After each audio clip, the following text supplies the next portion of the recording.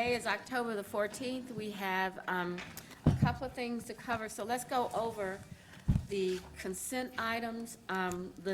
If you would note that the staff has settled items number 50, 51, and 52.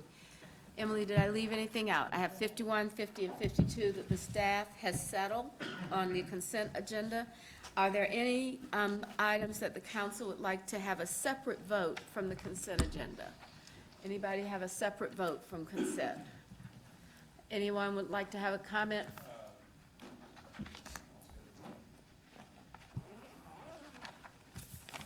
Okay. Would anyone like to have a comment on an item that's on the consent agenda?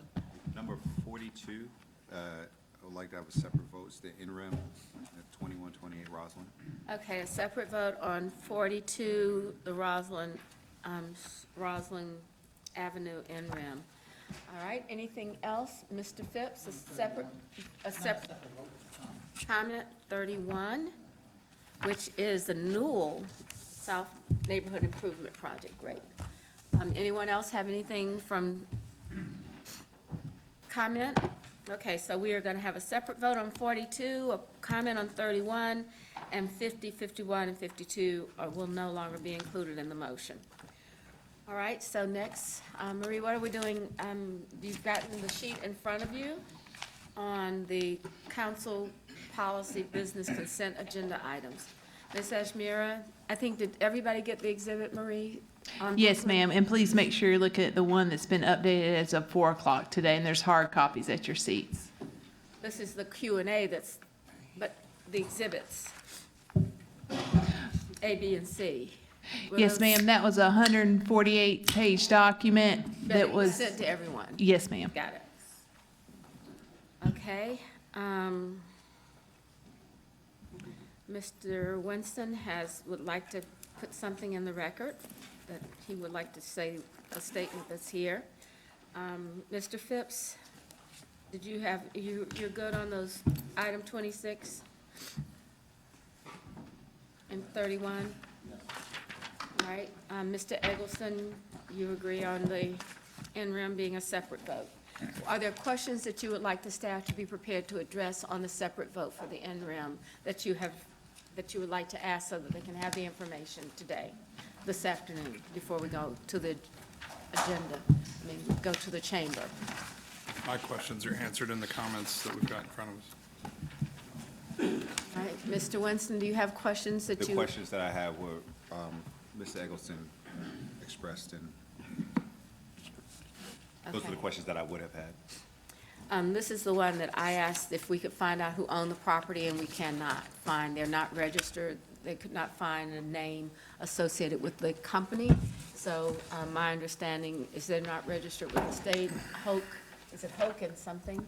Mayor, But we cannot find that. Yes, Dr. Harlow. it's in the heart of Biddleville. I know who owns this property. Okay, who owns the property? I know who owns it. His name is JB. He has gone through. JB? Yes. He goes by JB all the Goes by time? JB. We have a direct phone number to him. Many people in the neighborhood knows who he is. He has appealed through the Housing Appeals Board for this. I'm actually surprised he's not signed up to speak on this item tonight, because he's tried to fight this, but he's not done any improvements to the house Yeah. at all for many years.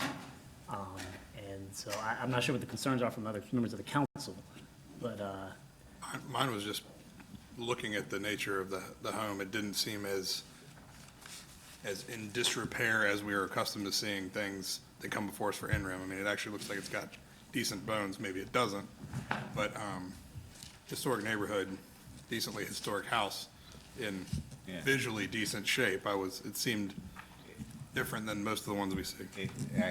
Along the same lines as Mr. Eggleston, it seems like, for whatever reason, the work is not being done, but it's. I think the picture from the real estate, Polaris, was done in like 2013, and he has been under, what's the appeal date for it? the appeal date was this summer.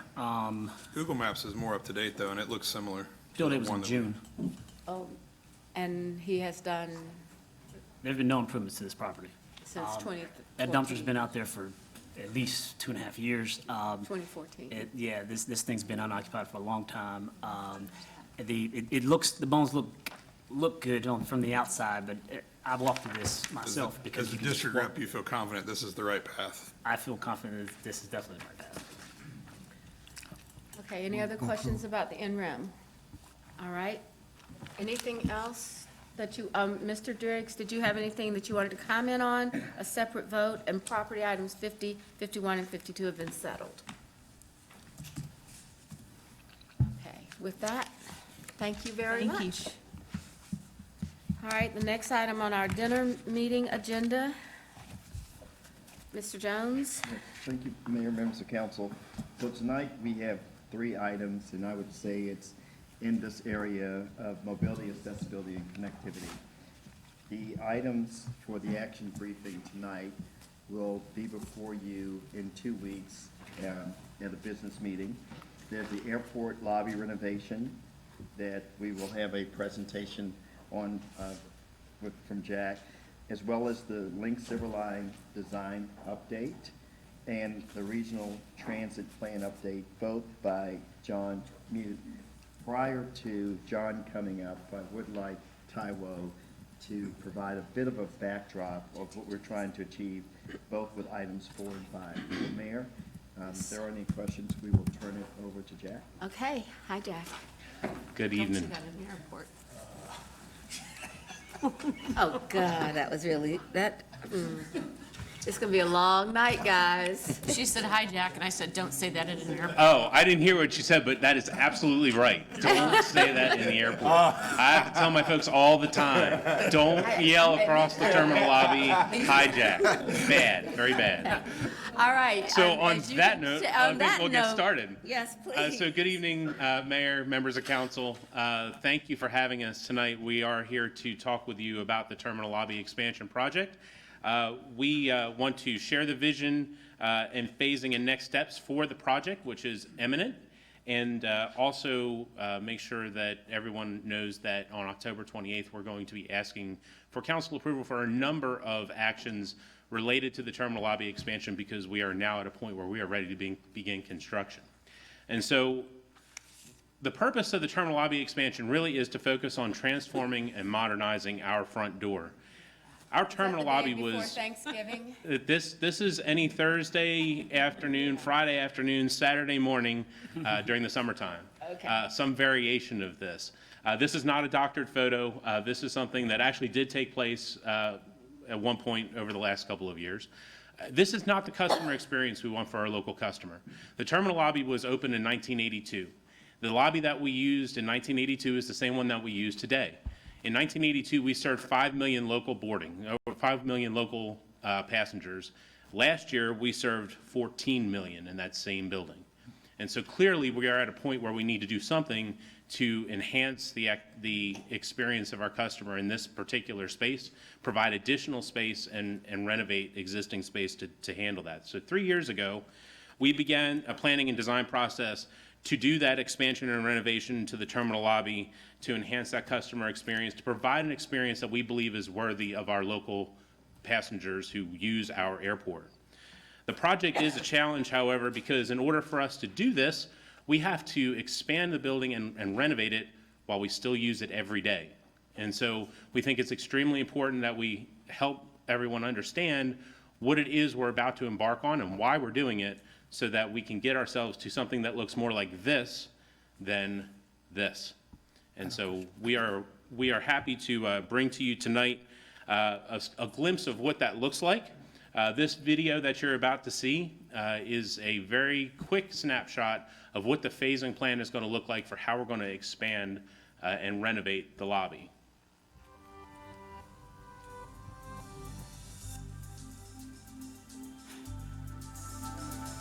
So the terminal lobby expansion represents an expansion of the building, as well as renovating all the pre-security space. It's broken up into 6 major phases. The first phase of which is some utility work, and then mostly interior to the building is a reconstruction of Checkpoint E to create a new entrance for the checkpoint, as well as install TSA automated screening lane technology that's going to help us manage the throughput of our passengers while we do the renovation phases of the project. Phase 2 and Phase 3 are the actual expansion of the lobby itself. This is 175,000 square feet of additional space that includes a basement, new baggage claim, ticketing, and mezzanine levels. It will be done in 2 halves. The first half, you see that we move the queen inside the building and then we cover her up to protect her while we build the rest of the facility. This phases 2 and 3 is about a 2.5-year portion of the project. It allows us to move the functions in the terminal lobby forward while we renovate the space in the existing lobby. So as we build both halves, from the customer perspective, we will have people going into different doors than we typically have during the normal course of moving through the building. But all that is phased in a way to make sure that we have adequate capacity. When we get to the renovation phases of the project, we're going to be working on both the ticketing and baggage claim levels, replacing the ticket counters, consolidating the checkpoints, and also rebuilding the baggage claim carousels that the customer pulls their bags from. We have flat plate devices in the middle of the building that have been there since 1982. We have replaced them once, but they have now reached the end of their useful life.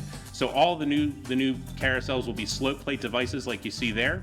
The lobby itself is expanded. The checkpoints are consolidated. We're providing a much bigger, much more open space for the customer. In addition to that, we'll also be adding a canopy system that covers all 8 lanes of the upper level and providing 2 sky bridges that will connect our passengers from the 5th level of the parking garage into the mezzanine of the new ticket lobby expansion.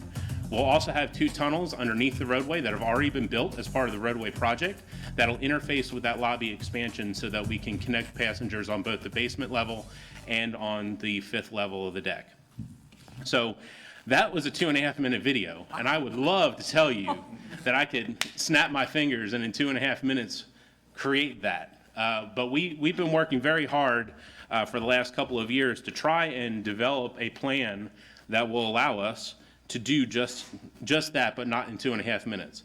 The project, as we have set it up today, is going to take us about 68 months. That's 5.5 years. Now, the goal is to incrementally add capacity as we move through that 5.5-year cycle. I mentioned in the video that when we get phases 2 and 3 done, we will actually gain that capacity. And so that'll automatically be, from a customer perspective, we believe, an upgrade to their experience. However, they don't get the full benefit of everything until we get the whole project done. So from a project approach perspective, because it's so long, or the reason it's so long, I guess I should start with, is because we have to build this while we still use it. So the project has been broken up into those 6 phases that you saw so that we can give the contractor an adequate space to work while still maintaining both the operation and a certain level of customer experience while we do this project. In order to make sure that we do meet that customer expectation, communication is going to be key. So it's a lot of proactive and sustained communication, not just at the beginning and close to the end of the project, but sustained throughout the whole life cycle of the work that we're doing so that the customers understand what we're doing, why we're doing it, when we're doing it, and how that's going to impact their ability to move through the building. So we have a whole team that's going to be focused on that to make sure that we're able to explain that to our customers, and those customers being not only the traveling public, but also our tenants who are going to be using the building. So we have been working really hard to put that program together. And then the third aspect of the project approach that's really very important is those automated screening lanes that I mentioned.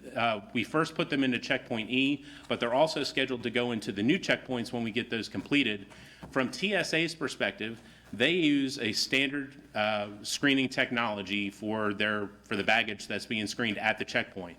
The automated screening lanes represent an upgrade to that processes passengers quicker, but the airport will purchase those units and transfer them to the TSA so that they can operate and maintain them. So when you see your council action on October 28th, you will see both of those actions in that council action to do the acquisition of the units and the transfer to allow them to operate them, because it does us no good for us to have the ASLs and then them not use them. So that is a critical function of how this project is going to be successful. So from a project success standpoint, it doesn't start now. It actually started about 3 years ago. The team that we have put together to put this project in front of us required a team approach, and that started with the planning and design team led by Gresham Smith and Partners. and included a number of specialty firms, including DAS Architecture, which is a local architectural firm here in town, Lorraine Ricker and Sorrell, which is our mechanical engineers, also a local company here. MV5 did our electrical design. Talbot Bright and Ellington is a local firm that did our civil design. BMP Associates is a specialty firm that specializes strictly in baggage. And then Aurora Engineers has been helping us with our special systems. That includes CCTV, all the different digital wayfinding things that we'll have in the new terminal lobby, all those special systems that we need in order to make the building operate. Project management also included the decision I jumped ahead. Project development also included the decision to pursue a construction manager risk delivery method. The CMR approach to allow us to contract with a joint venture of Holder, Edison Ford, RJ Leaper to provide pre-construction services, including cost estimating and project phasing, which was really very critically important for our ability to develop the design process that delivered us a viable project. And when I say viable, that means not only can we build it, but also can we afford it. It's important to note that the project includes 175,000 square feet of new space and 191,000 space of renovations throughout the existing lobby. Designing a project of this nature required a very focused effort to develop the phasing plan that you saw in the video and the ability to deliver it within the budget. The CMR process was absolutely integral to making that happen. So from a funding perspective, the project's funded through a combination of passenger facility charge revenues, contract facility charge revenues through our rental car program, general airport revenue bonds, and airport cash. The budget for the project is $600 million, with roughly $33.5 million of that awarded over the last 3 years for design and pre-construction services. The construction elements of the project will be part of the request for approval on your October 28th agenda.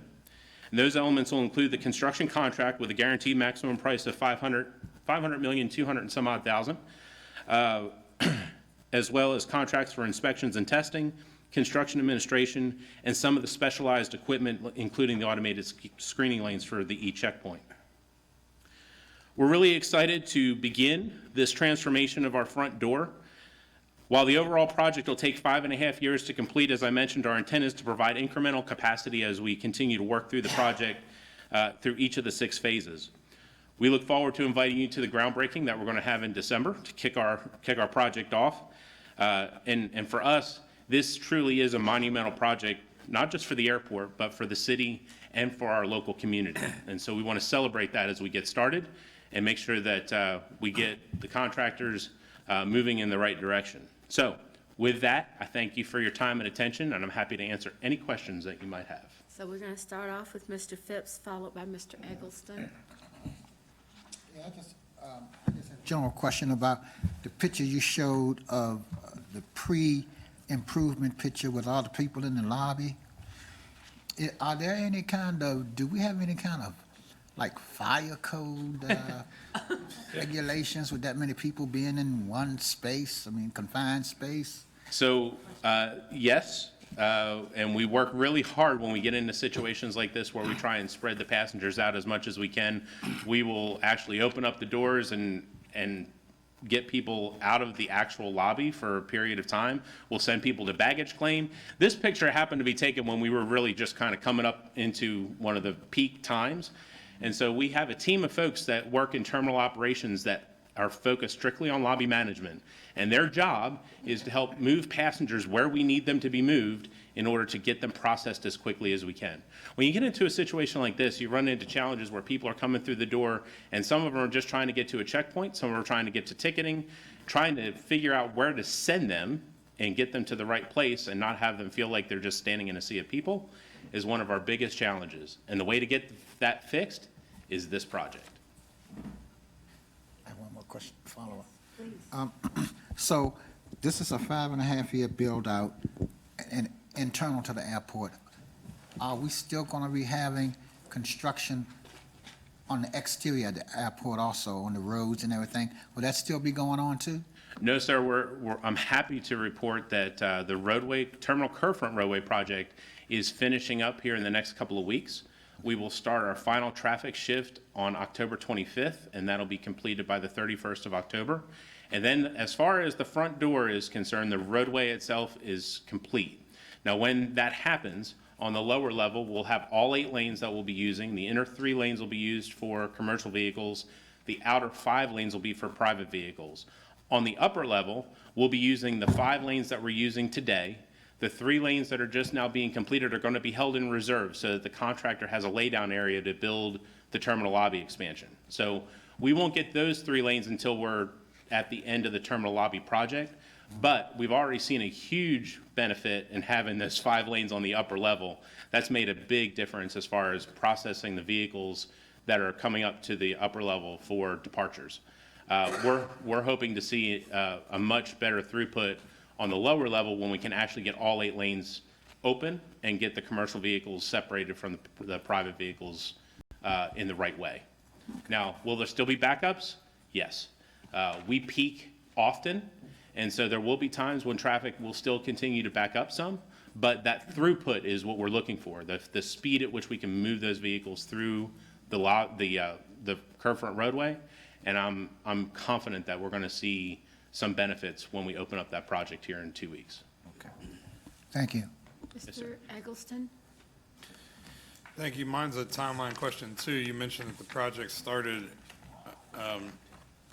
2-3 years ago, and then you said the 68-month timeline. Is that 68 months starting now, or? Yes, sir. Okay. That's 68 months of construction.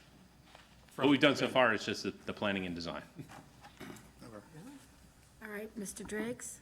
Thank you, Mayor. Jack, in our budget, we had, I think, a CIP of $1.5 billion for 5 years, and then there was a longer-term capital plan involving a bigger number, like $4 billion. Could you explain where the 600 fits in that context? That project, that was Destination CLT, which I neglected to mention this is part of.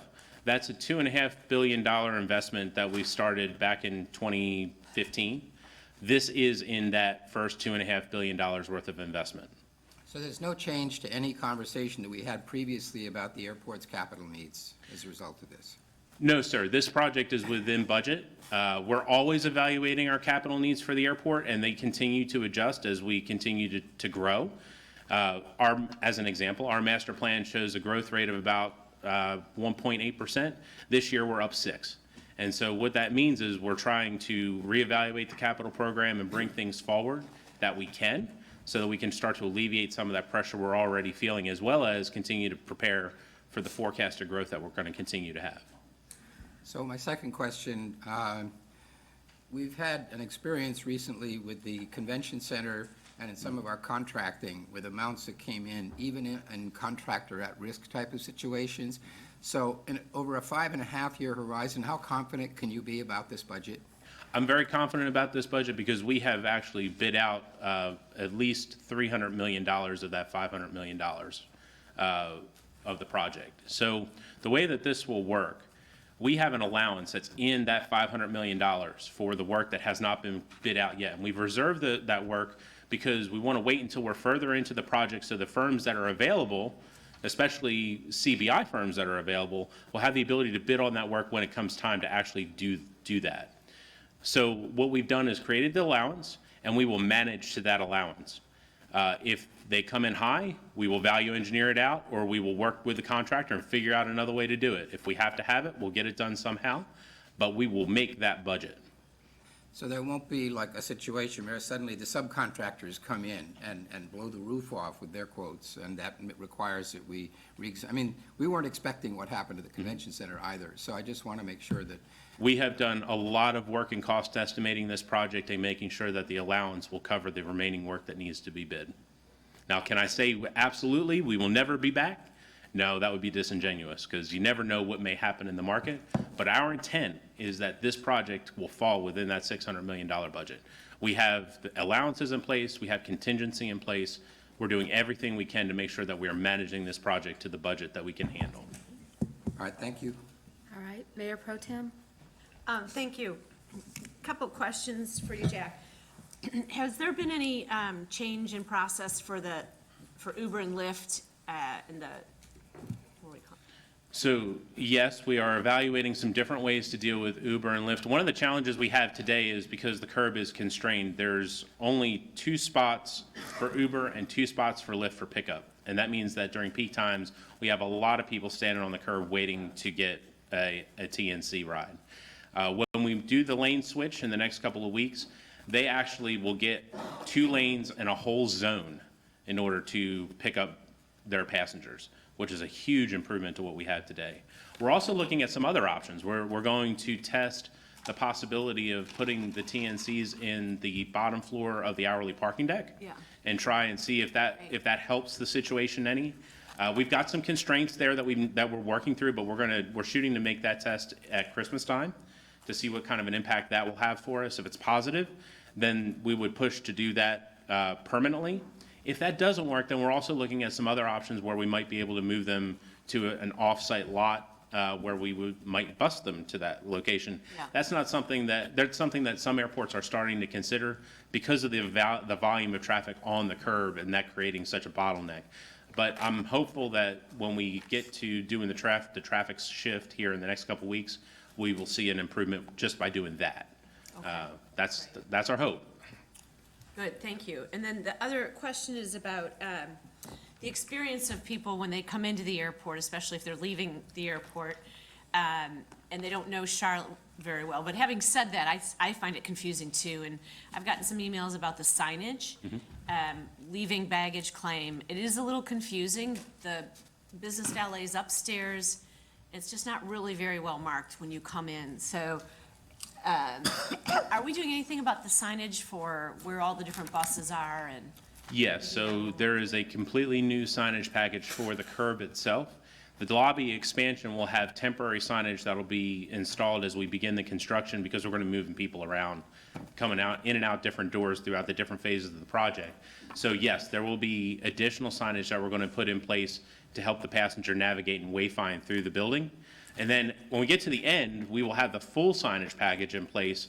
And we've already spent a lot of time trying to lay out what that signage needs to say and where it needs to say it to give the passenger a good progression moving them through the building, give them more structure. So it's not just telling you where to go, it's wayfinding. It's trying to lead you to the right place rather than just give you the information. So how you present it, where you present it, all those things have been taken into account as we've put together the design.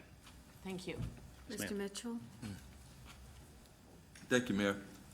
Jack, just 2 quick questions if I may. If I missed it, I apologize. Okay. The first one, $600 million is a big project for us, and what are the CBI goals for this particular project? Have we established those already? Yes, the goals have been established. I want to make sure I get this right. The SBE goal is 12%, MWB is 14, or do I have those reversed? They're reversed. So the MWB is 14 and the other is 12. We are meeting or exceeding those goals at this time with the work that's been bid. Okay. And we fully intend to do that with the rest of the work. Okay, perfect. And at this point, just from a dollar perspective, total CBI participation is $78.2 million of the work that's been bid so far. Okay. Mayor, if I can, just a quick follow-up. So I know in conversation with some of the GCs, there's another initiative they trying to do, they call it like a workforce development. Yes, sir. Can you share with council, what is that initiative and Sure. give more information on the 28th? So the joint venture really focused their efforts on both workforce development and the CBI program as we were putting together all the packages. So the benefit of having the CMR on board ahead of time was we did a lot of additional outreach than a lot of past experiences we've had with a strict design bid build type of project because we had extra time. The contractor held a number of different seminars, networking opportunities, trying to put contractors together with subcontractors to help them understand what they can provide, when they can provide it, what levels they can provide those services. The contractor also held work sessions on bonding and contracts and all sorts of different things that were geared towards helping the smaller contractors get prepared for a project like this that's a very large project and has a long duration. And I think they did a fantastic job in doing that. There was a lot of interest in the market. We saw that in the bids. A lot of the bids that we got, we had multiple bids. We had a lot of participation.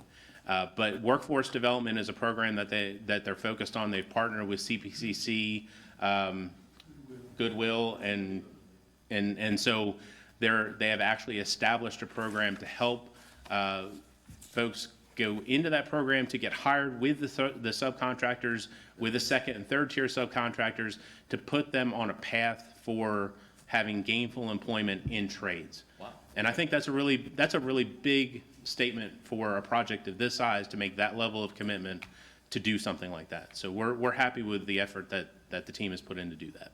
Thank you, Jay. Thank Yes, you, sir. Mayor.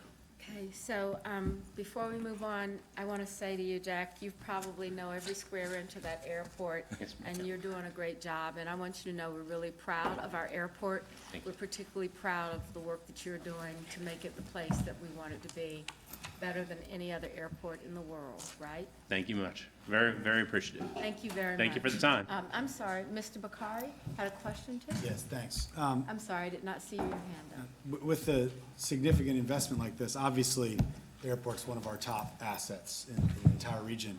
But are you guys also looking at and understanding the macroeconomics for the next 10 to 15 years, both from, carriers and growth, organic growth, but also some of the risks that obviously we've experienced in the past, just to make sure you understand where those winds are blowing? Absolutely, and we're constantly evaluating the capital program, our demand. We're working with all of our airlines, but especially American Airlines right now, to revisit our master plan and trying to make sure that we're delivering the things that they need when they need it. And the good thing about our master plan is everything is incremental. We can stop at any given point, depending on which way the winds are blowing. And so we can accelerate things, we can decelerate. We really want to try and match our facilities to the demand. We've always been very good at that. We've never really gotten ourselves into a position where we've overbuilt the airport. And some might say that we've underbuilt the airport, and that probably isn't too far away from the truth. When you see how we turn every gate 8-9 times a day, when you look at the volume of people that are not just moving through the lobby, but also moving through our concourses, it is very, very busy all the time. And so we have a lot of work to do just to provide really adequate facilities for the demand that we have today, but we are constantly looking at what we think the future is going to bring us as far as future demand and trying to match to that to the best of our ability. Whether we do that through capital development, whether we do that through operational changes, we're always trying to evaluate that and provide that high level of customer service. Thank you very much. Yes, ma'am. Thank you for your time. The next item is the Link Silver Line design update. We're going to start off with Taiwo, and then I believe John Luke is going to join him. And we're going to hear about this.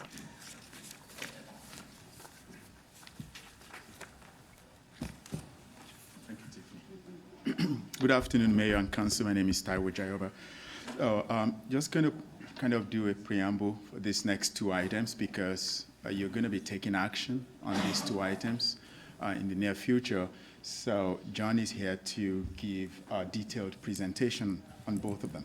The first one, of course, is the Silver Line Design and Environmental Services, which really advances the preliminary work that was done in terms of moving that corridor along from Matthews all the way to the airport. And we've done previous studies on this before that actually identified this particular alignment and this corridor. But this next phase is what we call pre-development phase, where we have a consultant that will come in and do more work than just conceptual. And it will take us, I believe, to about 25 to 30% of design work, hopefully. Yes, so that's what this is about. This actually advances the implementation of our 2030 system plan to a large extent. The second one is, and of course I have Jason Lawrence here as well, who can help to answer questions when we get to that point. The second presentation is the regional transit study. My colleague from Central Carolina Council of Government, Geraldine Gardner, is here tonight as well. And that is really what I would call a 2030.1 or plus which is really looking at what happens overall in the overall region with regards to mobility. That's very important from our point of view, so that we're not just focusing on the silver line right now in terms of implementing what we see in our 2030 system plan, but what happens after that. And so that's what the Regional Transit Service contract is about. It's not just about rail, it's also about bus services and other means of moving people throughout our region. And when I say region, I don't just mean Mecklenburg County, but about 16 or 12 or 16 different counties, but also North and South Carolina as well. So John will go through those two things. Those two things are very related, especially because that second study is probably the most consequential transit study we'll be doing in the region for the foreseeable future, and it's very important to pay attention to how that's going. There's a great partnership between the city, CATS, and CCOG on this one. But it's very important to pay attention to that in relationship to what we're doing in our comprehensive master plan as well, because when we talk about over 300,000 people moving into this region in the future and over 200,000 jobs, the likelihood is that most of those jobs will be in Charlotte, and people will have to commute from outside of Charlotte to come here for work. But as we talk about affordable housing as well, we're going to continue to see more people living in the immediate regions outside of Charlotte. So being able to work together as a region, not just advancing at light rail, but also advancing other means of mobility is very critical. So I'll let John come and talk to you in more details, and I will join him when it comes to Q&A. Thank you. Thank you, Ty. Good evening, Mayor, Mayor Pro Tem, and members of council. As Ty mentioned, I'm here tonight to give you some details on the proposed Silver Line design and environmental contract, as well as a transit-oriented development planning services contract, and both of those items will be on your October 28th agenda for consideration. The Link Silver Line, as I'm sure you know, is one of the most ambitious projects that will ever be pursued by the city. It's nearly 3 times longer than the Blue Line extension, so the Silver Line is about 26 miles long. The Blue Line extension, the most recent project, is a little over 9, so it's 3 times longer than the Blue Line extension. Could have up to 28 proposed stations, many of them with parking facilities as well as a vehicle maintenance facility. And the MTC has taken a couple actions over the last couple of years to update the corridor plan. This map highlights the Silver Line. If you recall, it's actually a combination of what we call the Southeast Corridor, the Independence Corridor, as well as the West Corridor or Airport Corridor. So instead of tackling these as 2 separate projects, they've been combined into this one project. You can see it starts down in the southeast, down by Stallings, Indian Trail, and Matthews, comes up the Monroe Independence Corridor into downtown, and then out to the west, serving the airport, and then over to Belmont and Union County. So it encompasses 3 counties. We believe it's critical to begin advancing the design of the Silver Line at this point due to 3 key factors. 1, coordination with the North Carolina Department of Transportation. They have at least 13 projects that we're aware of that will be undertaking planning and design in the next year or 2 that could be directly in areas that could conflict or with the Silver Line. So we think it's important to collaborate with them. So both the projects, or our project and all of their projects, can somehow be planned and design can be coordinated. I mean, a simple example would be we wouldn't want a major roadway project to relocate utilities and then come in behind them and find out that the Silver Line needs to relocate utilities. So to the extent that we can collaborate on issues like that, we want to do that. Developer coordination, we get a lot of developers already coming in asking questions about where is the Silver Line going to be, how might it impact my property. Developers who either want to develop by right or considering rezoning on their property want to know how the project could impact them. And also real estate acquisition. If there's some instances where if we determine that the project could or is pretty definitely going to impact the property, there are ways in the federal process that we could perhaps do early acquisition, but those might be limited until we advance the design. But we do know that anytime anybody comes in with a parcel and asks about it, not only are we going to look at it, but we're going to consult with all the other city departments that might have a kind of a strategic role in how that land might get used. Maybe it's not really impacted by the Silver Line, but maybe from an affordable housing standpoint, it's, it's a strategic opportunity. So we want to be able to answer as many of those kind of questions as we can, and we feel like advancing the design will really help us. This map just shows the circled in red kind of the areas where a lot of these NC.DOT projects are, and you can see that they're in areas where a lot of our stations are going to be located. This slide shows the federal capital investment grant process, kind of going from left to right, the pre-project development stage, which is typically what, if you hear us refer to like 30% design. So we would take the project up to 30% design level of detail during that, in the green box. Then the project development is typically going from 30% design to 65% design. And at that point, as you move from the blue box to the darker blue box, is when the federal government would kind of lock in their share of the project. So you want to have a really good detailed set of plans and cost estimates and everything so that when they lock in what they're willing to contribute to the project. And then you move forward, complete the plans, bid documents and so on, and then you complete your full funding grant agreement with FTA. Now the contract that you'll consider on the 28th is really, the contract would take us up through all the design encompassed by the green box and the blue box. The initial funding amount is going to be $50 million, which is in our CATS budget, and that'll help us carry us through a good bit of the green box or the pre-project development.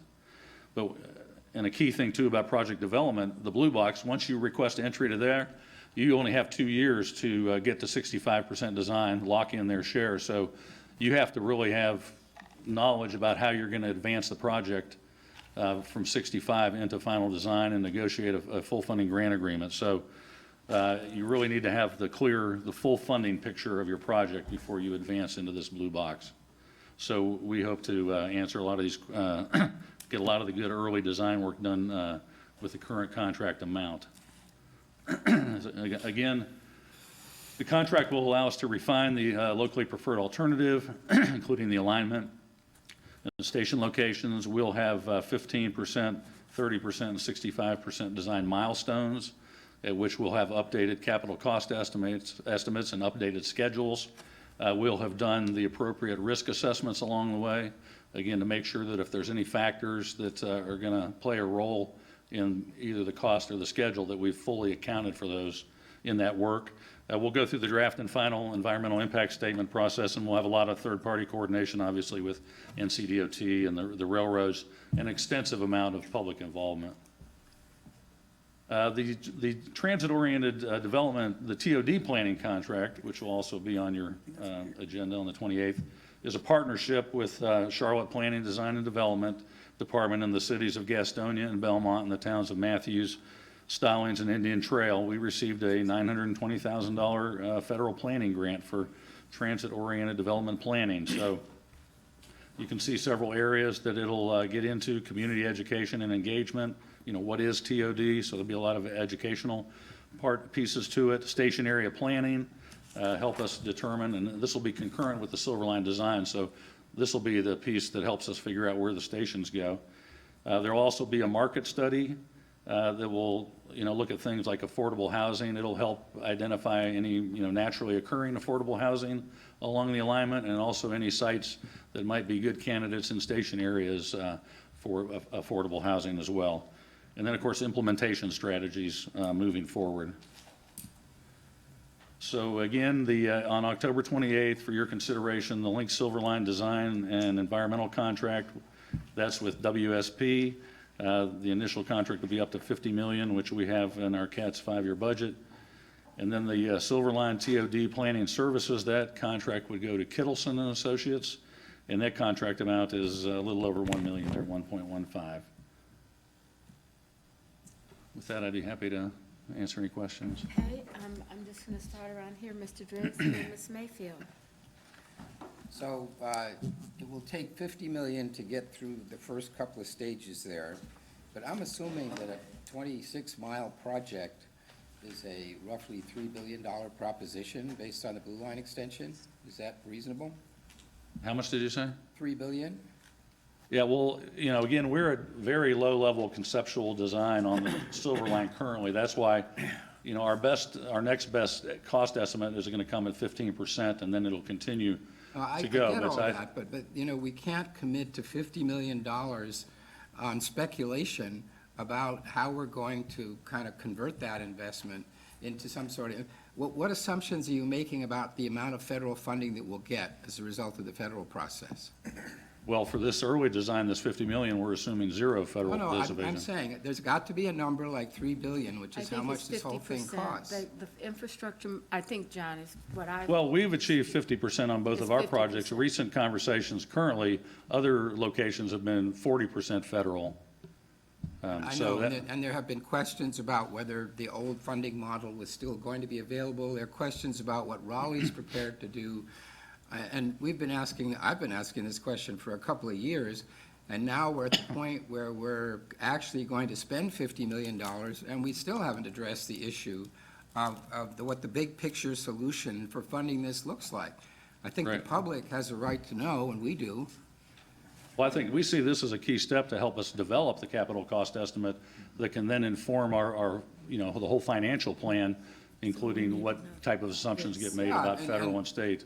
But there has to be some concept as to how this works. Are we looking for more sales tax? How much are we gonna start dipping into general fund dollars? I just don't have the slightest idea how this is supposed to work. It seems to me that some of the solutions would depend on accommodation by Raleigh when it comes to maybe some sales tax, which is why the county's proposal is interesting to me right now.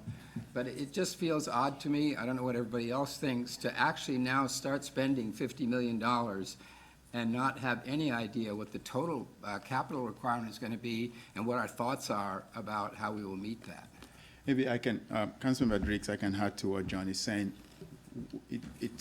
While it does sound logical that what you spend on the Blue Line extension, we should multiply it by the number of miles, it doesn't always work like that because situations on each corridor is very different.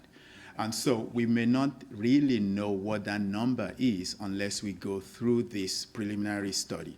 So once we have this pre-development and we get to about 25–30% design, it will give us some numbers in terms of capital numbers of what that will cost, but it still will not be the number. We still have to get all the way to about 65% at some point before you can actually say, this is a reliable number that you can actually know what that percentage will be, whether you're getting 50, 60, or 40% from the federal government and what our share would be. But once we have a 30% or almost 30% number, it's fair to say that that's something that you can begin to consider taking to the public at that point in time. It's very hard for us in our position to say something is going to cost $3 billion because you really don't know. There could be fatal flaws along this corridor. There could be crossings. There could be grade separations. There's just so many other things that this study will help us to begin to identify what that eventual cost might look like. I get that, but I'm not worried about whether it's 3 billion or 2.5. What I'm saying is it's a 10-digit number and there is no plan. I just, I don't know think- whether I just don't have enough experience in this field, but it feels to me like we ought to be worrying more, especially before we start spending $50 million, about how we're going to see this through, and not just back ourselves into a corner and then put everybody in a position where we have to say yes because we've already spent $50 million. Mr. Jones?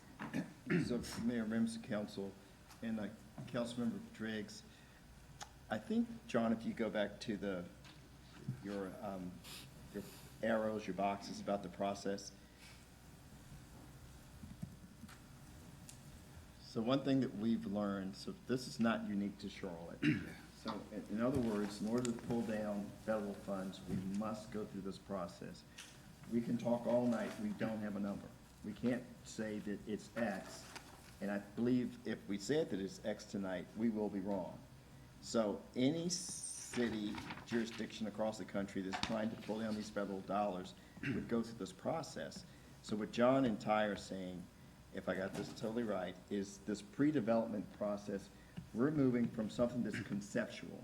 So for the first time, we're going to have better numbers around maybe 30% that we would get to this point, in terms of design, and then, at that point, it's a much better discussion about what the cost of this will be.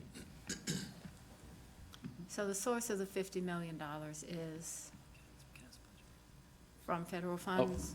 Well, it's from CATS, It's our budget, So our it's, sales tax. And it has been approved by the MTC Yes.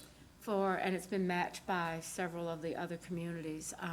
I think you're right, Mr. Driggs, we do not know the answer, but I think the real question is, are we gonna build another line or not? And, you know, we can always stop, but if we don't get it started, But why aren't we having the conversation? Why aren't we talking now about what sort of options will be available to us so we know what can we do might that. be getting We- into? I'd be glad to do that. I think we need to do that when we get a place where the council is prepared. I would assume that we'd be talking about this as soon as there's some information more grounded in fact versus the concept. So no, I agree with you that we ought to be doing that. But I know that we've got a lot of questions about that, and so I'm going to go, Ms. Mayfield was next, and then Ms. Ajmir, followed by Dr. Harlow. Thank you, Madam Mayor. Now I can't remember if it's the slide before this one or after this one, but the other breakdown of the timeline of identifying the potential costs for relocation, but at the bottom of it, this one. So the question that I have is the fact that public involvement is the last bullet. If we go back and look at the blue line, and we look at the impact that we had on small businesses, we closed a number of small businesses because of the construction, because of the amount of land that was needed for the alignment for the tracks that are currently blue line. The concern that I have is strictly focused on Moorhead and Wilkerson. So we've just done a major realignment that city taxes paid for along Moorhead, where we did a mitigation and traffic calming, where we reduced lanes. So now we're having a conversation about the rail going up. Manager Jones and I, for our monthly meeting, rode through, and he already knows some of the concerns that I have. Wilkerson Boulevard is 3 lanes, but unfortunately, during the development, most of the buildings, businesses are literally right up on the street. If there is a sidewalk, it's a 6-foot sidewalk. There's not a lot of give, including our fire station that is on Wilkerson Boulevard. So it will be helpful for me if we learn from the mistakes, because we're not doing it brand new again.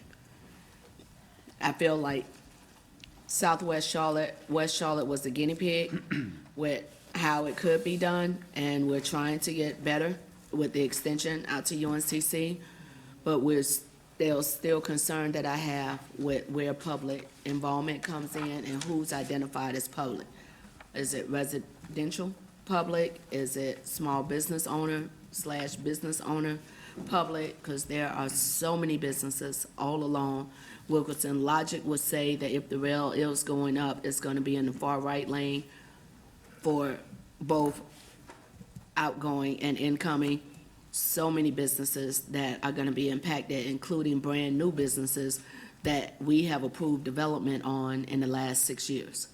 So it will be helpful to know that while staff and the powers that be in engineering are having these great conversations up here, that there's someone, more than one someone, that's at the table, that's asking the everyday common sense questions, and I'm directing this to the manager, to make sure that our impact is as minimal as possible, or we are prepared, looking at today's cost of living, what those buyout prices are going to be for these relocations that are pretty much guaranteed to happen. Thank you, Mr. Manager. Thank you, Madam Mayor. So, I want to further understand. So you said the funding source is the CATS budget? So is it from the projection from the existing sales tax? That's right. There's the $50 million that we've programmed over the next 5 years and that we would be asking you to approve a contract up to $50 million on the 28th is programmed in our budget. So without any sales tax increase, the projections are, correct? Right, yeah, it's Okay. based on the current 0.5% sales tax. Okay. So if we go back to that process flow chart that you had,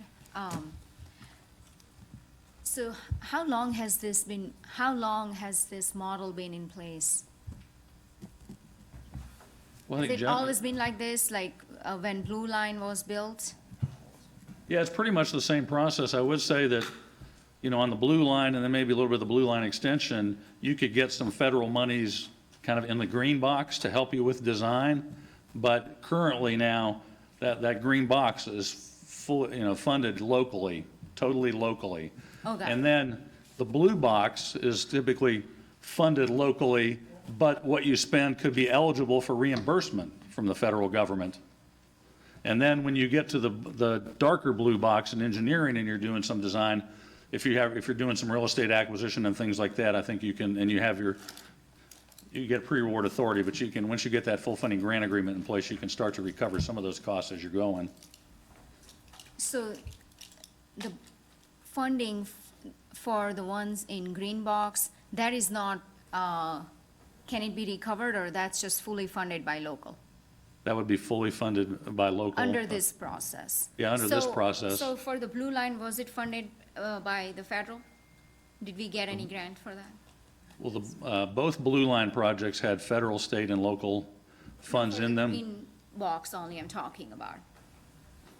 The pre-project develop, yeah, the Yeah, well, pre-project development. when we were doing the blue line extension, you didn't really have this project development phase that only allowed 2 years to go through. So it was, I would almost say the green and the blue box were kind of a combined box, essentially, at the time we were doing the blue and the blue line extension. And there's been further refinement as they, again, you know, push some of the early planning costs to the localities to determine how serious they are about doing these projects. Okay, so that means the process has changed from when Blue Line or Blue Line Extension was built to now, where there is a less federal support in terms of the pre-project development. That's where local municipalities have to come with resources to fund that part of the project. I would Okay. say that's true. All right, thank you. Dr. Harlow? Thank you, Mayor. A few questions. So, and Mr. Manager, I appreciate your understanding we don't have a number today. And it's a big kind of buy-in, big small blind if you play poker, right? You know, got to see the cards, I guess. But at what point do you get a better idea? Does the council get an idea of what that number is after the green box or after the lighter blue box? I think you would get it a couple times during the green box at 15% and 30% design. So we would be updating cost estimates, as we're doing some risk assessments. And so, you know, halfway through, you get the 15% number, and then you continue to do more detailed design. It's more about as scope shrinks, you get a better idea, basically. Right, yeah, as you answer some of the questions and refine the scope of the project. Okay. So from a timeline standpoint, I know you said this kind of project development blue box has got to do it within 2 years. That's a federal mandate, it sounds like. But how long does the first part take? Well, the green box, so the $50 million in funding over the next 5 years would not get us all the way through the green box. There would still be some work to go. So as you're currently looking at the green box, I would say it's a 5-year plus schedule. Okay. Unless we get an ability to move some of the funds up quicker and accelerate design. So the green is 5, 6, 7 years probably. Sure. Okay. And then I guess from a long-term, just transit planning standpoint, you know, Mr. Driggs made a quick reference to it. How does the county's proposal on the sales tax side and to propose the increase there, how does that affect our long-term transit goals? How could it affect our long-term transit goals?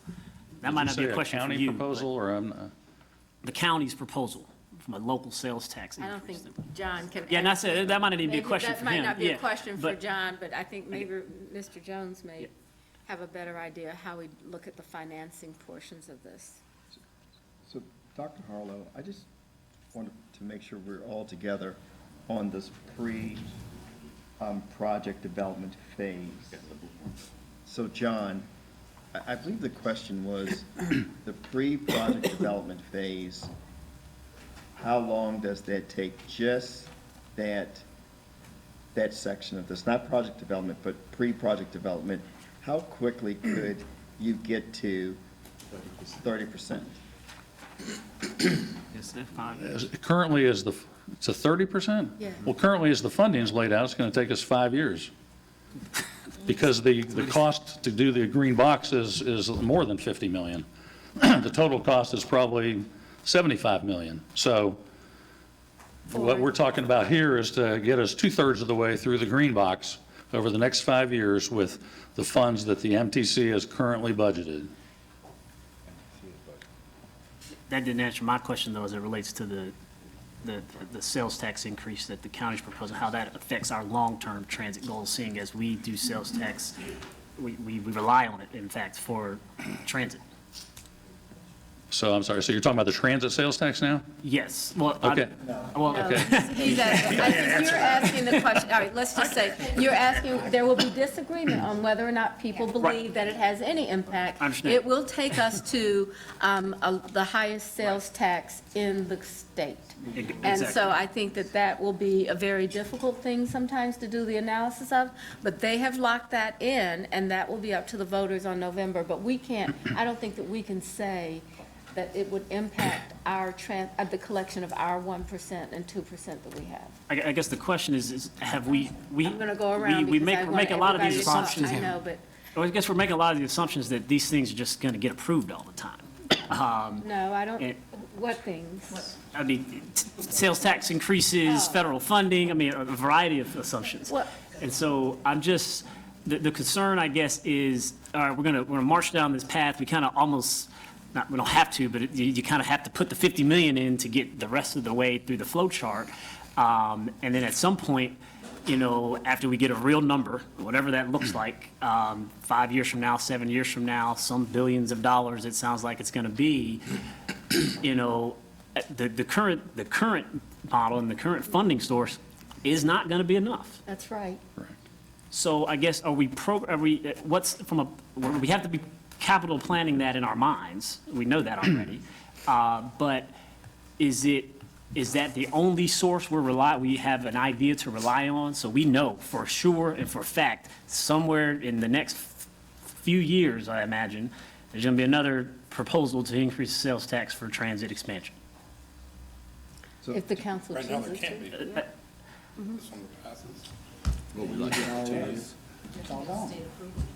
Mr. Jones is going to address that, but, you know, financing anything is a council decision that we go around. Are there options for doing that? And I think the question Mr. Driggs is asking is what are the possibilities? And what are the options? How do they generate? What would be the best use and how? But sales tax is only one that you could look at. So I'm going to go to Mr. Jones and see if he can answer your Yeah. question, right? Thank you.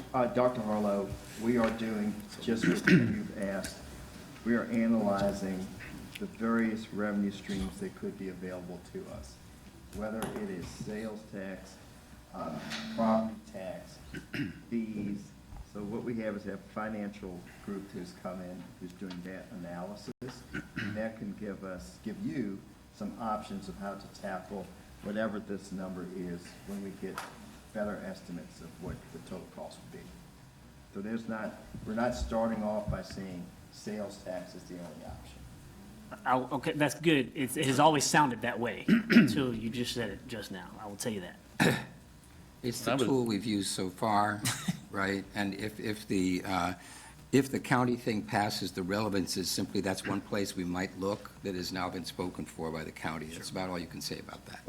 All right. I don't, Mr. if I could Harlow, add. Dr. Harlow, do you have anything else? I'm sorry, Mr. Yeah, I was just going to add, I don't know if this helps, but as I tried to describe the green and the blue, I think as staff, we would not come to you and recommend that we enter the blue box project development until the full funding picture of the project was known, because that's a 2-year period, and you have to move through that, and then you have to be ready to go to final engineering and be ready to acquire right-of-way and so on. So that's kind of a key distinction between that green and blue box in terms of, to staff, in terms of moving it forward.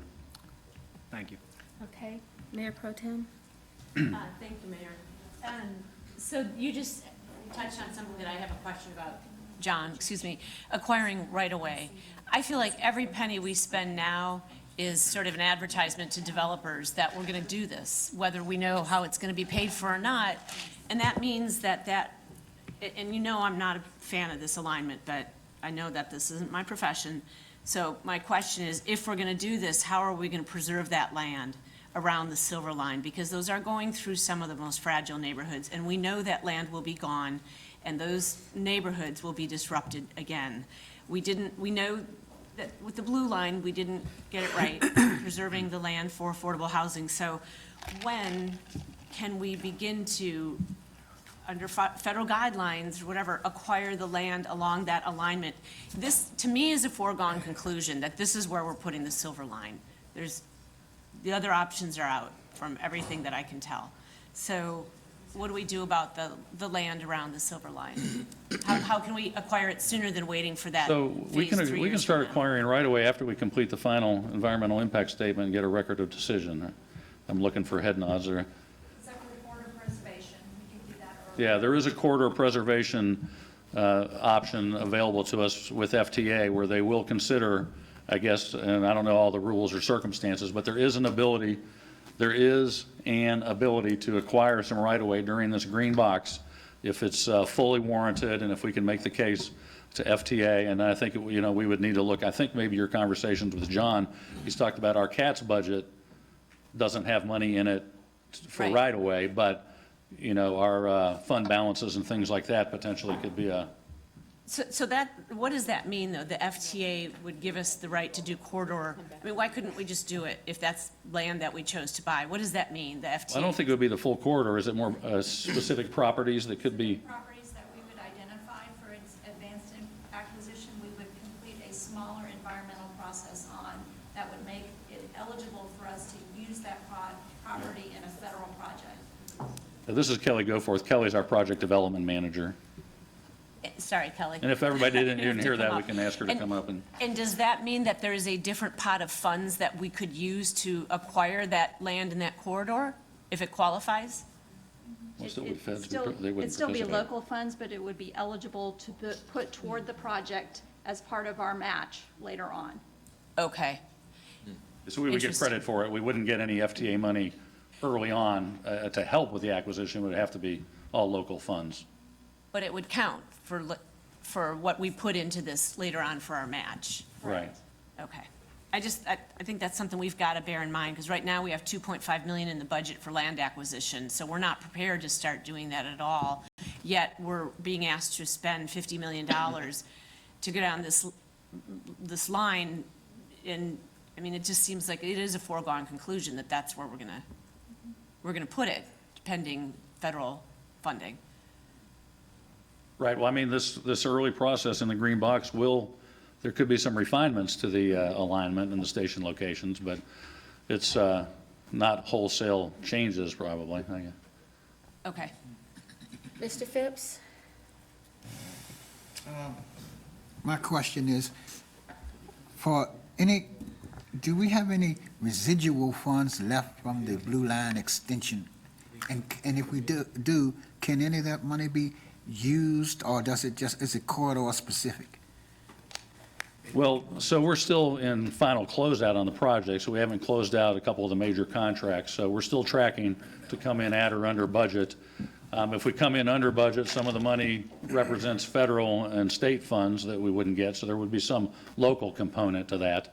But I'm not ready tonight to be able to say how much money that is, or, if we'll realize it.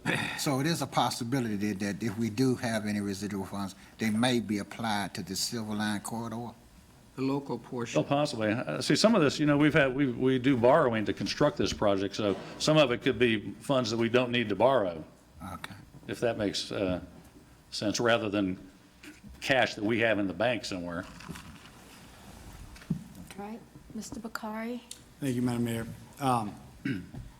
Yeah, I think what we're being asked to do here is get aboard an incredibly slow-moving train where they're building the track in front of us. And There's no guarantee that that track's going to continue. And ultimately, we're going to get to a point where we run out of money, we don't know where to go because we haven't had these conversations, and we're going to look back and it's going to be a long way back to where we started. And it's just going to feel like we're forced into moving forward. So I agree with you guys. This isn't about forcing you guys into a position to tell us years ahead of your process how much this costs, what the price is. But we have to have a conversation, and we have to have one now before we get on this train to make sure we understand, how much money is in our bank account for this. And I think that's pretty easy to make an assumption. While we don't know the costs, it's probably not going to be less than $1 billion that we're going to have to account for. And it's probably more realistically like 2 or 3 that we're going to have to account for locally. So unless we're prepared to have those conversations, I think this is incredibly reckless to just move forward, especially right now to the questions raised before about the county putting and having this quarter-cent sales tax for the arts on the ballot. I mean, this is literally that money. That is the end of that. So I don't know if anyone's done the calculation of how much property tax increase it takes to raise $1 billion or more. It's a lot. So I think these are the things that we have to have discussions now about before that proverbial train leaves the station, which when we approve it and get in the train for this $50 million spend from the CATS budget, and if the city decides to and county decides to approve the quarter-cent sales tax for the arts, these are 2 things that now are done deals.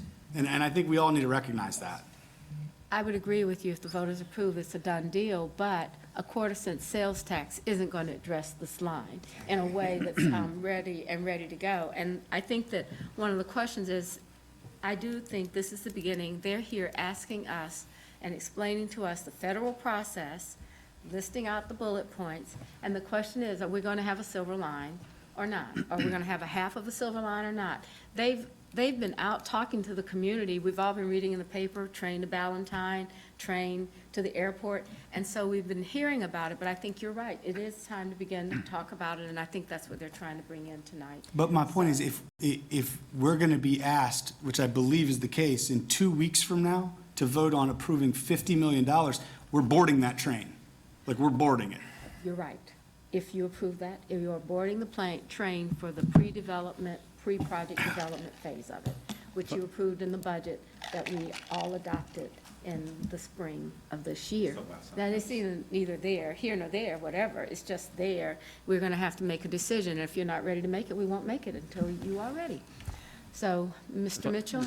And then If I'm I could offer coming one around. clarification on those comments. The $50 million is what's programmed over 5 years. We have $9 million programmed in the current fiscal year, so we would start off with a task order for $9 million with a consultant. So each year, I think we would be executing task orders. So, and in the meantime, certainly there would be different check-in points with you and the MTC as to how progress was going and what we're finding. Okay, Mr. Mitchell? Thank you, Mayor. Staff, I truly believe that we have to do a silver line, because I think public transit is the way to go. I think my frustration is hearing the conversation around the dais is the options. And the mayor's right. I heard about it in the paper. We talking about going to Ballantyne. We talking about going to the airport. I never saw those options laid out in front of us, that the Transportation Committee then made a recommendation to staff. So Councilmember Mayfield made a comment at the bottom of me, and it's a public involvement. I think this is the first time has been council involvement. So I think there's, for me, I feel more comfortable if there was another layer that my Transportation Committee looked at all 3 options and made a recommendation. How did we skip that process and get to this point that this is the line? I mean, how did we miss that? Good comment, Councilmember Mitchell. That's really went to the MTC numerous times. So it went, So it went to the Metropolitan Transit Commission. Yes. So it went to the MTC, but it didn't come to our Transportation Committee. I believe that council also had a presentation, the information at some point, but not necessarily It's almost like if I were to wear my planning director's hat, I would say that it's almost like whenever you have to deal with a rezoning case, it has to go through the zoning committee, not necessarily TAP. Even though TAP may have information about it, it's the zoning committee that eventually will recommend approval. That's the same thing here, because you're talking about different regions, different jurisdictions, different entities. And so the Metropolitan Transit Commission went through multiple alternatives prior to coming to a final two, which were eventually bubbled up to this one that will go through. So Tyler, so why didn't we see those options or recommendation you sent to the MTC? Why didn't our transportation committee or the city? Maybe Jason can speak to this, but I believe that that presentation of multiple corridors were made previously.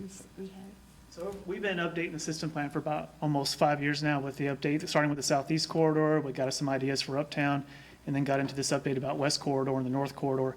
And through that process, we had, a proactive public engagement plan and engaged council members and districts as we went through. But also, we gave monthly updates to the Metropolitan Transit Commission, which is made up of all the mayors of Mecklenburg County, and they approve and adopt our updates to our long-range system plan. Staff, that's great, but you're missing one key item to me. That is, the city council, this transportation committee, never saw the option. I would prefer you came in, option one cost $8 billion, option two cost $6 billion, and then show us the line. I understand what you're saying. So we never had that conversation, and I agree with everybody.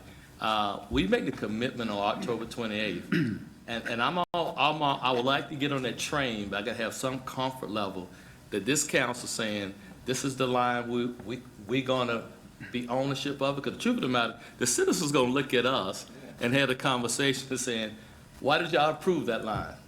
Why didn't you look at other options? And I'll be the first one to say, oh, I didn't know about the other options. Well, I can certainly commit that, going forward, we'll be happy to talk with John, any council. I mean, because this project's going to involve multiple, the town of Matthews, Stallings, Belmont, so I'm sure we'll be out talking to a whole, variety of elected officials, and we're certainly willing to come, anytime we're asked to give you updates and, tell you where the project is.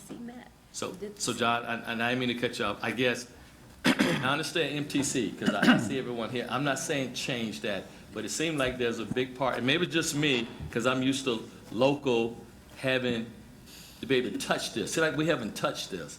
This is not ours. It's like it's MTC, but we're gonna make a decision on October 28th for a lot of money. Then the citizens gonna come to us and say, well, did you consider other options? Or what were the other options? How much did it cost?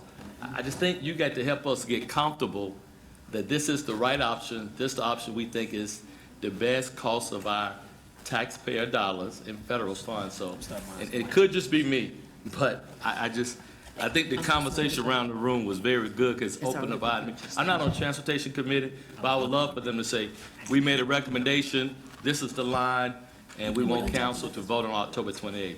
That didn't happen. Started doing that 3-4 years ago. Thank you, Mayor. All right, Mr. Eggleston, and I want to do a time check. This was scheduled to go 6:07 for our discussion. We're now at 6:22. I want to think, Mr. Jones, we may have to come back on the regional transportation transit plan, and I think it might be good to have a lunchtime discussion on this, because I'm hearing, we may have sound information that maybe didn't get to where they were supposed to be, or maybe wasn't it didn't have the There red you go. lights. I'm responsible. You're right, Mayor. And the number of citizen engagements, how many of those, Right. because I try to send out on Fridays these MTC meetings that are going on. You do. And sometimes it just doesn't happen that people really Pay are attention. connected to Yeah. it. Yeah. But that's okay, so my suggestion is that we go ahead and get the comments, as we continue around the table, and then wrap up on this, and then, Mr. Jones, I think we need to schedule something at a special meeting to go over just transit, maybe even invite some of the MTC members there, so that we can see how this impacts Matthews and Belmont and Gastonia, because they're all involved in it as well. So, Mr. Eggleston and then Mr. Winston? So I'll just start by defending staff a little bit.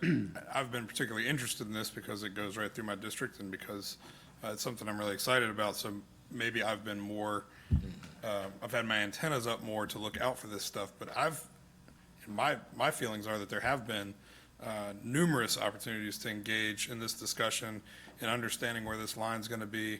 The discussions of this being the next line far predate most of us even being on council. So I think it's inaccurate to say that this is just something that is being thrown in front of us tonight.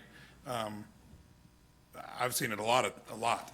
And so I think that if there is admittedly a huge, well, there's a $50 million risk in approving in 2 weeks, something that says we got to go forward with a study, but staff can't present to us options costed out if we don't cost them out. Part of this is costing this out. We don't know what it costs. And if we're committed to actually having a robust mass transit system, there's going to have to be some money that we put out to do the due diligence that's going to be at risk, that eventually it might not come to fruition. But if we don't put it out, then we might as well say that we're not committed to having a robust transportation system. So I'm all for us getting more information, but at some point, we're going to have to stick our necks out a little bit on studying this corridor if we actually want to see it come to be. We're not going to be able to pursue this with no risk. So.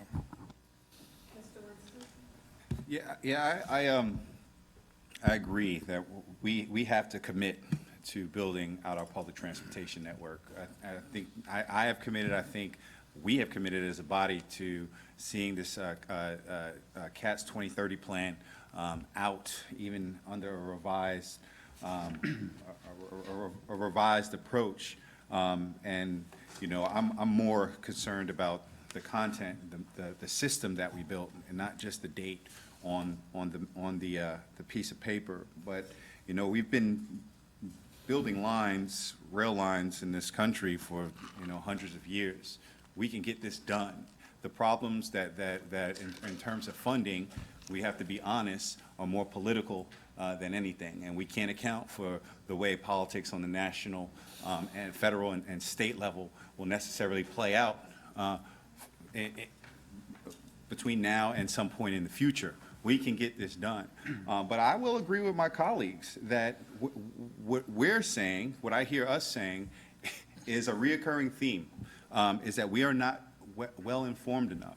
We're not having the comprehensive and consistent conversations amongst each other and to be able to ask and have the type of decision-making processes that these decisions deserve. You know, as this